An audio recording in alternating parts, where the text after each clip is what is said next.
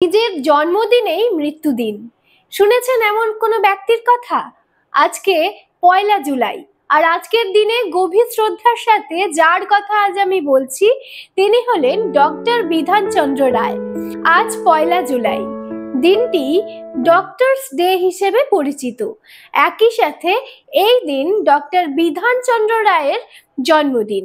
বিধানচন্দ্র রায় ছিলেন একজন রাজনীতিবিদ, একজন চিকিৎসক, পাশাপাশি আমাদের বাংলার রূপকার। 1882 সালের ১লা জুলাই পাটনায় জন্মগ্রহণ করেন ডক্টর রায়। ছোটবেলা থেকেই তিনি ছিলেন দারুণ মেধাবী, আর তার মধ্যে ছিল মানুষের জন্য কিছু করার অদম্য ইচ্ছা। কলকাতা মেডিকেল কলেজ থেকে তিনি ডাক্তারি পাশ করে লন্ডনে যান।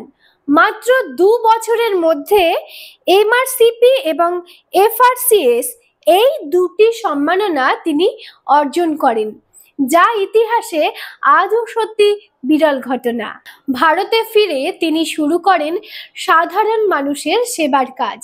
তার হাতেই গড়ে ওঠে চিত্তরঞ্জন ক্যান্সার হসপিটাল, চিত্তরঞ্জন সেবা সদন, যাদবপুর টিবি হাসপাতাল, যা আজও হাজার হাজার রোগীর জীবন বাঁচায়।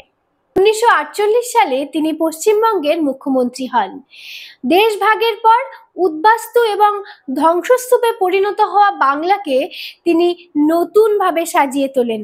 তার পরিকল্পনায় গড়ে ওঠে দুর্গাপুর, বিধাননগর, হাওড়ার নতুন এলাকা আর এক আধুনিক কলকাতা। মহাত্মা গান্ধী তাকে বলেছিলেন, তুমি শুধু একজন ডাক্তার নও, তুমি একটি জাতি গড়ার কারিগর। তাই তো তিনি হয়ে ওঠেন বাংলার রূপকার। বলা হয় তিনি এমন একজন ডাক্তার ছিলেন যিনি রোগীকে স্পর্শ না করেও তাকে দেখা মাত্র তার অসুখ বাতলে দিতে পারতেন। শুধু তাই নয়, নিমেষের মধ্যেই দারুণ ওষুধ দিয়ে তাকে সারিয়েও তুলতে পারতেন।